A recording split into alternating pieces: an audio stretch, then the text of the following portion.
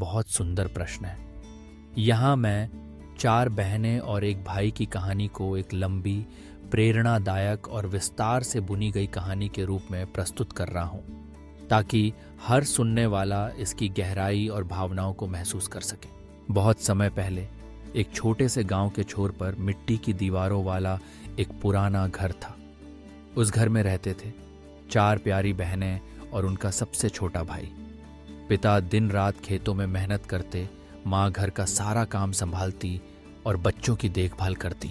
घर के हालात साधारण थे, लेकिन दिलों में प्यार का खजाना भरा था। बहनों के लिए उनका भाई संसार का सबसे बड़ा खजाना था। वे उसकी हर छोटी बड़ी ख्वाहिश को पूरा करने की कोशिश करती थीं। जब भी घर में कुछ अच्छा पकता, बहनें अपना हिस्सा चुपचाप भाई की थाली में रख देती। कभी भाई बीमार पड़ता तो चारों बहनें रात भर उसके सिरहाने बैठी रहतीं, कहानियां सुनातीं, उसकी तबीयत का ध्यान रखतीं। गर्मी के दिन थे, आसमान में बादल तो आते, लेकिन बरसात का नामो निशान नहीं था। खेत सूखने लगे, कुएं का पानी कम होने लगा। गांव की गलियों में मायूसी फैल गई। घर घर में चिंता की लकीरें थीं। एक दिन पिता थके हारे घर लौटे। उनके चेहरे पर चिंता साफ झलक रही थी। माँ ने धीमे स्वर में पूछा, सब ठीक तो है?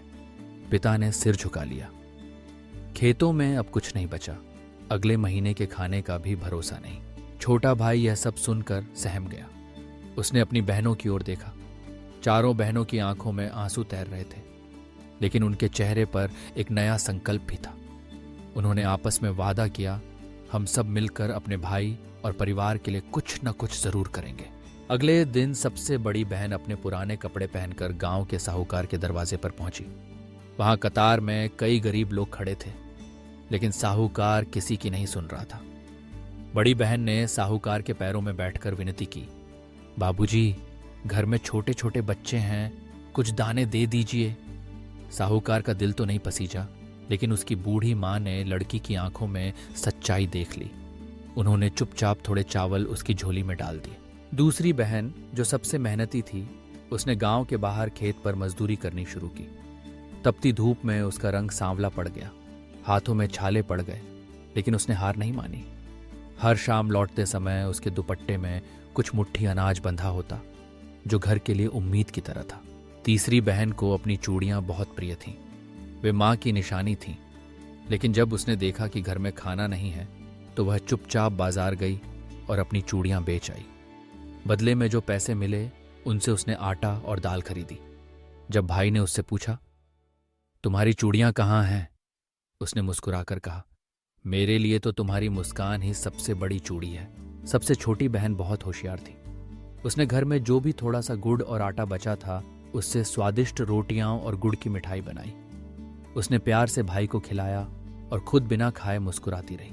इन सब के बीच छोटा भाई सब कुछ देख रहा था, बहनों का त्याग, उनका प्यार और उनकी मेहनत। एक रात उसने बहनों के पास जाकर कहा, तुम सब मेरे लिए जो कर रही हो, मैं उसका कर्ज कभी नहीं चुका सकता, लेकिन वादा करता हूं, बड़ा होकर तुम्हारा सहारा बनूंगा, तुम्हारे सपनों को पूरा करूंगा। दिन बीतते गए। समय के साथ भाई ने खूब मेहनत की। बहनों ने अपनी पढ़ाई छोड़ दी थी ताकि भाई स्कूल जा सके। वे खुद अनपढ़ रहीं, लेकिन भाई के हर सवाल का जवाब ढूंढने में मदद करती, उसकी किताबों पर जिल्द चढ़ाती, रात को दिया जलाकर उसके पढ़ने के लिए उजाला करती। भाई की मेहनत रंग लाई। उसने अच्छे अंक लाए और शहर जाकर पढ़ाई की। गांव के लोग उसे देखकर गर्व महसूस करते। जब वह अफसर बनकर गांव लौटा तो उसके साथ सिर्फ पद और पैसे नहीं आए, बल्कि उसके मन में अपने गांव और परिवार के लिए जिम्मेदारी की भावना भी थी। सबसे पहला काम उसने अपने गांव में एक स्कूल बनवाने का किया, जहां हर बच्चा, लड़का या लड़की पढ़ सके। उसने गांव में कुआं खुदवाया ताकि पानी की किल्लत न रहे, और साथ ही एक बड़ा अनाज भंडार बनवाया, जिसमें गांव के गरीब परिवार अकाल के समय मुफ्त अनाज ले सकें। अब कोई भी बच्चा भूखा ना सोता, कोई माँ अपने बच्चों की चिंता में आंसू न बहाती। चारों बहनें खामोशी से अपने भाई की सफलता और उसके अच्छे कामों को देखती। उनके दिल में गर्व और संतोष का अनमोल भाव था। जब गांव वाले भाई की तारीफ करते तो वे मुस्कुरा देती, क्योंकि वे जानती थीं कि भाई की इस कामयाबी की नींव उनके त्याग, उनके प्यार और उनकी परछाई में रखी थी। गांव के बच्चे जब भाई से पूछते, चाचा आप इतने अच्छे क्यों हैं, इरीमीसी कोई खास कोई के सी हुई, तो वह मुस्कुराकर कहता, मुझे यह सब मेरी बहनों से मिला है। उन्होंने मुझे सिखाया कि सबसे बड़ा रिश्ता प्यार, त्याग और जिम्मेदारी का होता है। यह कहानी हमें यही सिखाती है।